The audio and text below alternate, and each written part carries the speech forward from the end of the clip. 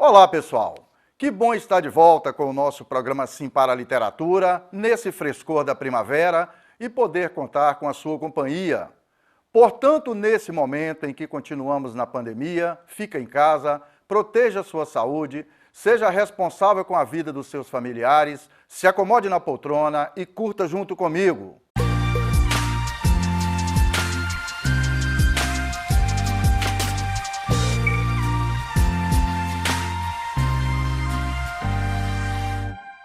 No nosso programa Sim para a Literatura, entre outras informações, temos as colunas Dica de Leitura e Dica de Livro. Temos também as colunas O Livro da Minha Vida, a participação de telespectadores, além de entrevista e muito mais. Nesta semana em que se comemora, em 13 de novembro, o Dia Mundial da Gentileza, de que tanto estamos precisando, não é mesmo?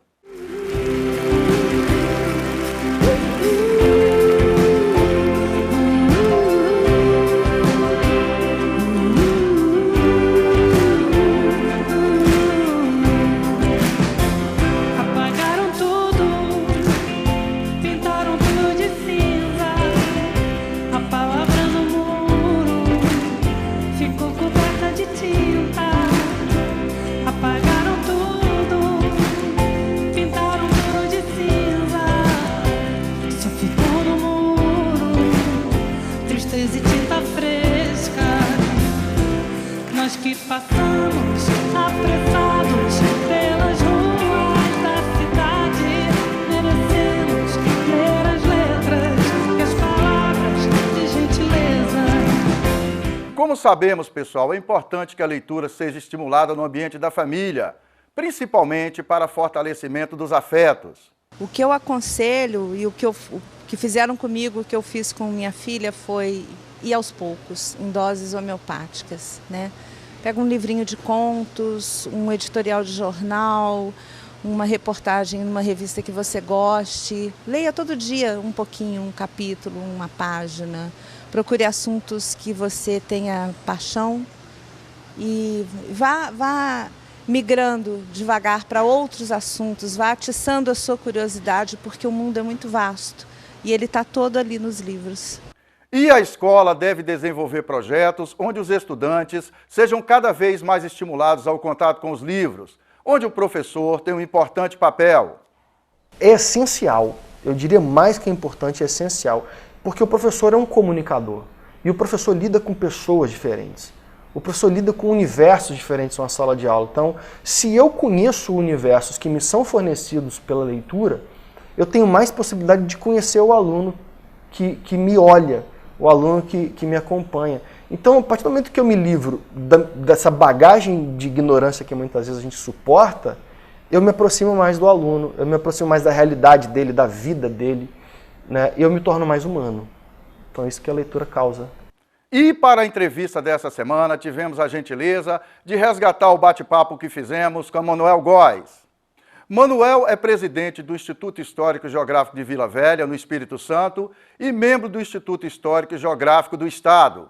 Colunista de jornais e revistas importantes, ele lançou recentemente seu primeiro livro, Com a Sorte da Palavra, publicado pela editora Cousa, de Vitória. Nesse encontro memorável, conversamos sobre o seu papel como ativista cultural, a oportunidade de publicar o primeiro livro e sobre a importância do papel da leitura. A leitura é formar opinião, é formar consciência cidadã, é formar sentimento de pertencimento, é conhecer o passado, ter a certeza do seu presente e ter a esperança do futuro. Tudo isso contém nos livros. Então, vamos incentivar a leitura, vamos ler, principalmente a produção literária capixaba, que está riquíssima, vale a pena conhecer. É com essa brilhante participação de Manuel Góes que finalizamos a primeira parte desta edição do nosso programa Sim para a Literatura. Daqui a pouco a gente volta.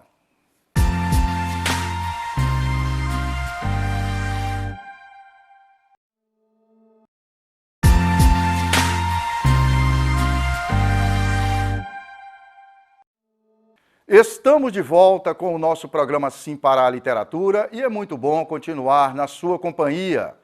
E na sequência desse Papo Cabeça, quero compartilhar com vocês motivos para se encantarem com os livros, juntinhos na nossa coluna Dica de Leitura.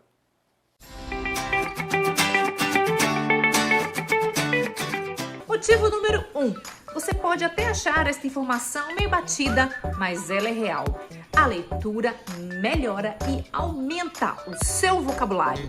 Ler é de fato uma das melhores e mais prazerosas formas de aprender novas palavras e novas expressões. Pode ser um livro, um artigo científico, uma reportagem jornalística. Texto é texto, lar das letras, dos vocábulos e das frases. Enfim, quem lê aumenta o repertório linguístico, sacou? Motivo número 2. Quem lê se expressa melhor. A leitura te dá a oportunidade de conhecer infinitas formas de contar história, expressar pensamentos e sentimentos. E, consequentemente, a gente acaba trazendo essa experiência para a nossa relação com o outro. Assim, somos capazes de nos fazer entender de formas múltiplas e mais interessantes. Caminhando juntos pelo nosso canal Paixão pela Leitura, acompanhe comigo a nossa dica de livro desta edição.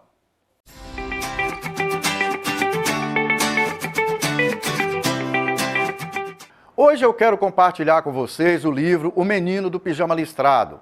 Conta a história de duas crianças que vivem realidades socioeconômicas completamente diferentes. Uma criança judia e outra criança é filha de um oficial nazista.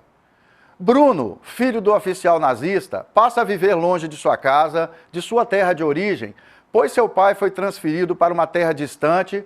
Portanto, Bruno, de 9 anos de idade, passa a viver longe dos seus amigos e naturalmente busca contato com outras crianças. Ele passa a explorar o local, o terreno próximo da casa, onde vai viver com sua família, perto do local onde seu pai trabalha, um campo de concentração nazista. Nessas idas e vindas, Bruno conhece um menino judeu que tem a mesma idade e que vive com pijama listrado, que é o uniforme das pessoas e das crianças que estão no campo de concentração. Naturalmente, naquelas circunstâncias, condenadas a morrer, mas Bruno não sabe disso. E essa troca de experiências e de vivências dessas crianças, se conhecendo e explorando o local, se transforma numa história trágica e emocionante, que vale a pena vocês conhecerem através da leitura desse livro. Esse livro, O Menino do Pijama Listrado, foi escrito pelo irlandês John Boyne, que teve a habilidade de conduzir o leitor, página após página, para o final emocionante dessa história. Só lendo o livro para saber. Professores, estudantes e familiares, nesse momento em que estão ficando em casa, por causa do necessário isolamento ou afastamento social, procure esse livro no seu círculo de amigos ou de parentes ou na biblioteca da sua cidade. E nesse passo a passo do gostar das histórias contadas nas páginas dos livros, vamos conhecer experiências de leitura em família, na nossa coluna Apaixonados pela Leitura.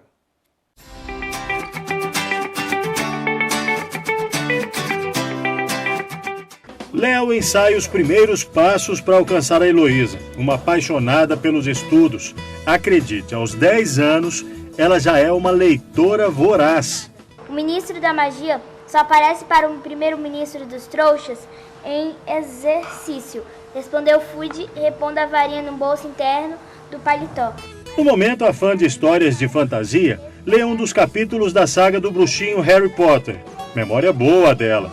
Ela lembra de quando tomou o gosto pela leitura. Eu tinha 7 anos quando eu li Viagem ao Céu, do Monteiro Lobato. Eu aprendi a ler por causa que a minha irmã me ensinou, quando eu tinha 5 anos.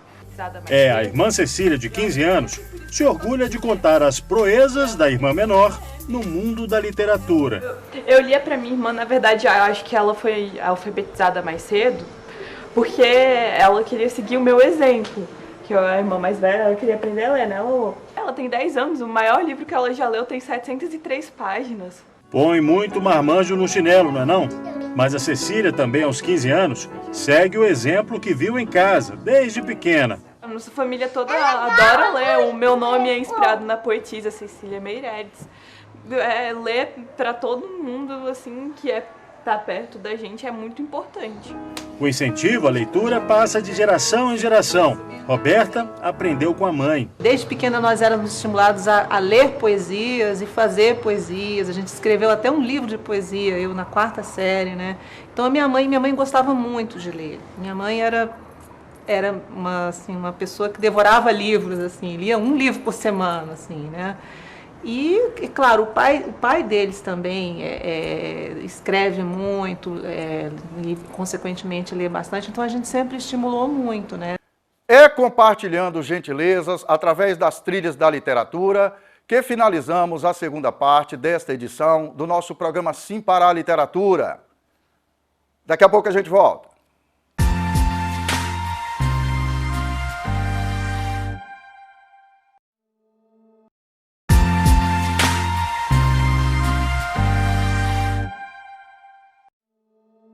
Estamos de volta com o nosso programa Sim para a Literatura e é muito bom continuar na sua companhia. E vamos juntos para a entrevista com Manuel Góes.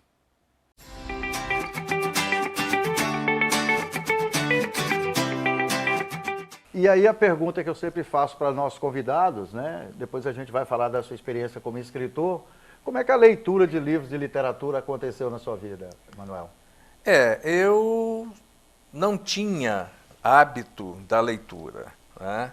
Eu era, como a maioria dos brasileiros, na adolescência, preparando para o vestibular, meu pai me apresentou Machado de Assis e falou: meu filho, leia tudo que você puder de Machado de Assis, que você vai ter uma boa formação, um bom embasamento para o vestibular. Eu realmente li Machado de Assis, no primeiro momento não entendi muito, mas depois, mais tarde, eu reli e pretendo reler de novo, e foi o meu primeiro contato com a literatura. Eu tive uma formação sólida de português, de literatura, no Colégio Marista de Vila Velha, onde eu estudei a minha vida toda.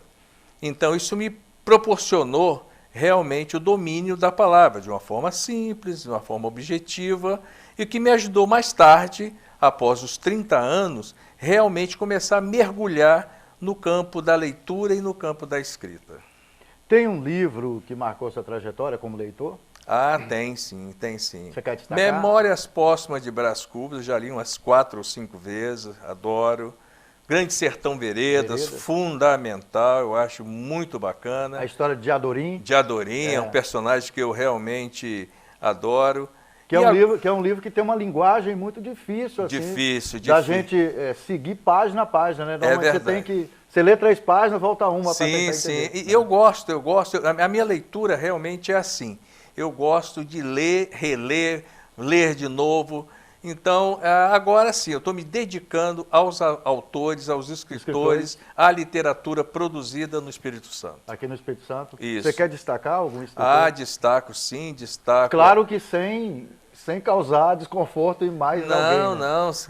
Apenas homenageando a todos, eu posso citar Caê Guimarães com a poesia fantástica, a professora Bernadette Lira, o Matusalém de Moura, o Anaximandro, o doutor Getúlio Pereira Neves, a nossa grande inspiração Bernadette Lira e outros mais. Todos se sintam abraçados. É muita gente boa fazendo literatura no estado do Espírito Santo. E nós aqui colaborando um pouquinho com o nosso voluntariado. Eu costumo dizer que essas pessoas nos ajudam a compor o DNA dos projetos que a gente faz, né, de incentivo à leitura. Com certeza.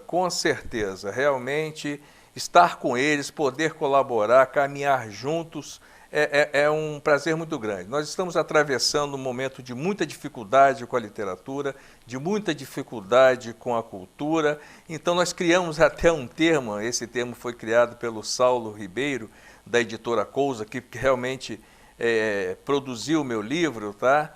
E ele fala que nós somos guerrilheiros da literaluta, e eu gosto muito desse termo. Então, nós precisamos, sim, estar juntos, ajudar a literatura, ajudar o hábito da leitura, formar novos leitores. Isso é fundamental para a formação de um povo, é fundamental para a identidade capixaba, e é isso que norteia todo o meu trabalho voluntário no Instituto Histórico e Geográfico de Vila Velha, no Instituto Histórico e Geográfico do Espírito Santo.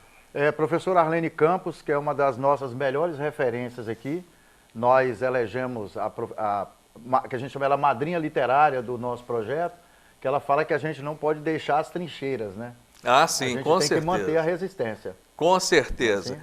E eu ontem mesmo participei de um bate-papo com o Saulo Ribeiro, que seria o lançamento oficial do meu livro, uma live rápida, quando nós dissemos isso, né, que é fundamental quebrar barreiras, romper fronteiras, romper portões e mostrar a literatura produzida no Espírito Santo para todo o Brasil, para a América Latina. É fundamental esse momento. Nós conhecemos bem, o artista é artista, ele não é marchand. O artista não sabe negociar a sua arte, então tem que ter um agente para isso. O escritor é a mesma coisa, o escritor fica inibido, ele fica restrito às suas obras, aquele amor de pai para filho, porque os livros são realmente os filhos dos escritores. Então nós precisamos quebrar isso, ter todo esse movimento que eu vou sempre repetir, pela Cousa Editora, os demais editores que têm privilegiado a literatura produzida no Espírito Santo, que já está rendendo frutos, porque o CAE acabou de ser premiada, a professora Bernadette está por ser premiada. Então, isso é um grande incentivo de nós levarmos a literatura para fora do nosso estado. E para as escolas, fundamental, que faça um apelo a todos os secretários municipais de cultura, ao secretário municipal de Estado, o senhor Fabrício, vamos levar a literatura produzida no Espírito Santo para as escolas. Ô Manuel, você fez uma colocação aí que é importante até para um link de uma pergunta que eu ia fazer para você. Todo o movimento que a gente faz, as ações dos nossos projetos de incentivo à leitura, isso é bem claro para a gente, né? São voltados para o público que está na escola pública, né? Tanto na rede estadual quanto na rede municipal. Sim, sim. Nós entendemos que nas escolas públicas que reside o público, meninos, meninas, estudantes, famílias, né, que estão interligadas com a escola, que mais precisam ter acesso a bens culturais. Como nós estamos falando de livro, a gente leva as ações no sentido de aproximar o livro dessas pessoas. Por que é importante popularizar o livro? Que até então o livro é visto no Brasil como um bem de consumo muito elitizado ainda, né? Meio que as pessoas estranham ainda quem lê. Por que é importante popularizar o livro? Não, é fundamental. A primeira ação que tem que ser feita é uma ação social dentro da família. A assistência social dos municípios tem que fazer um trabalho na família para conscientizar o pai e a mãe da importância de levar o filho a uma biblioteca. O livro está disponível. Agora mesmo eu visitei uma biblioteca aqui em Linhares, fantástica biblioteca municipal, que está sendo muitíssimo bem cuidada. Então, a primeira ação seria essa, quebrar essa barreira de achar que livro é para elite, que livro é para pessoas de posse, que é uma informação que não tem um acesso fácil. Tem sim, o jovem quer ler. A literatura está aí, a literatura online também facilita. Sabemos pelas plataformas digitais também. Justamente, né? Sabemos das dificuldades que realmente nem todo mundo tem acesso à internet, a celular, às plataformas digitais.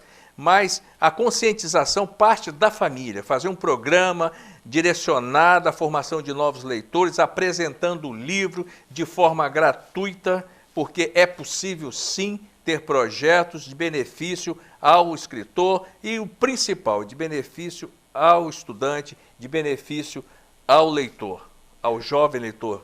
Colocar o livro como um bem de consumo do dia a dia das pessoas, comum.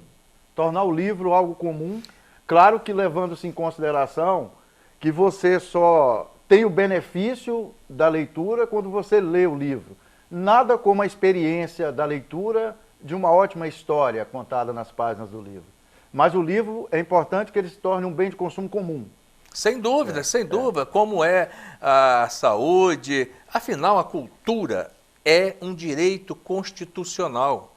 Nós, brasileiros, todos os brasileiros, têm que ter acesso à cultura de forma fácil e subsidiada, principalmente às populações carentes. Isso é um direito, isso é um dever do Estado suprir esse direito. E nada mais produtivo, nada mais objetivo de que se levar literatura, se levar conhecimento às populações de baixa renda, para que nós possamos formar realmente jovens, adultos, produtivos. Toda pessoa culta, ela é mais produtiva dentro do mercado de trabalho, para poder equiparar, tá, as elites que realmente têm acesso ao bom ensino, à boa escola, ao bom livro. Então é fundamental que você tenha realmente esse programa direcionado às famílias, direcionado ao banco escolar, formando realmente pessoas que tenham aquele sentimento de pertencimento, de gostar do seu lugar, do seu município, do seu estado, e ter orgulho de ser capixaba, de ter orgulho de ser brasileiro. E só tem uma forma, levando informação, dando acesso à cultura. E a nossa cultura, ela é muito rica. A educação é considerada uma plataforma importante, por exemplo, para você diminuir a desigualdade social, né? Para você promover a acessibilidade social. Com certeza. E o acesso à leitura talvez seja a principal ferramenta para você melhorar o ambiente da educação. E aí entra o livro. Sem dúvida, sem dúvida. Realmente o livro é a ferramenta principal. É a ferramenta do conhecimento, a ferramenta da formação, a ferramenta da cultura. Então, você formar leitores, você forma cidadãos de qualidade. Com a sorte da palavra, eu queria que você falasse para nosso telespectador como é que surgiu a ideia desse livro, de uma forma breve. Aí depois eu vou te passar o livro para você falar um pouquinho dele. Por gentileza. Eu comecei a escrever em 2015, aí as pessoas, poxa, por que você não publica isso nos jornais e tal? Eu recebi convites, comecei a publicar e foi de 2015 até 2018. Aí tinha mais de 100 textos, grande maioria publicados nas jornais e revistas. Aí a família, minha mulher, meus filhos, amigos, poxa, por que você não edita isso? É um material importante, é um material histórico, são ensaios, são visões, é o seu amor pela cultura, por Vila Velha. Aí eu tomei coragem, né? E realmente montei um projeto e coloquei o livro para ser editado. E ele aconteceu e eu estou muito feliz com isso. Fala um pouquinho do livro, o que contém aí? Você pode virar para mostrar? O nosso livro é uma coletânea de ensaios, de crônicas. Eu gosto muito de ler crônicas, principalmente as crônicas do Rubem Braga, sou fã incondicional, as crônicas do Nelson Rodrigues. E tem aqui algumas crônicas, tenho muitos ensaios, né? Tenho muitos textos questionadores, falando de cultura, falando de formação cultural, falando dessa conversa nossa aqui, da importância de levar a leitura aos jovens, de formar uma geração culta e de leitores. Então aqui a gente fala de história, a gente fala de música, de folclore, de inquietações, de necessidades, de datas importantes. São 44 textos que atendem a vários tipos de leitores. No recorte de tempo de 2015 a 2018. 2015 e 2018. E vou te dar uma notícia em primeira mão. Já tem o volume 2, tá? Que eu vou apresentar à editora Cousa, tá? De mais 40 textos, crônicas e ensaios de 2019 a 2020. Maravilha. Em primeira mão do programa. Em primeira mão para vocês. Que bacana. Obrigado pela sua participação no nosso programa Assim para a Literatura. As portas estão abertas. Eu que agradeço, muito obrigado. Então, pessoal, nesse momento de extremismos ideológicos e de enaltecimento, entre aspas, da babaquice, por favor, ao enxergar uma floresta com árvores bonitas, tire da sua cabeça a ideia de que ali só tem lenha para queimar.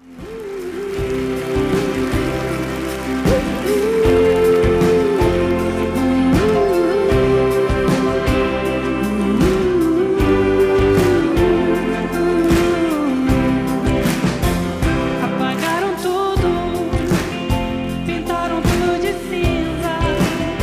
A palavra no muro ficou coberta de tinta. Apagaram tudo,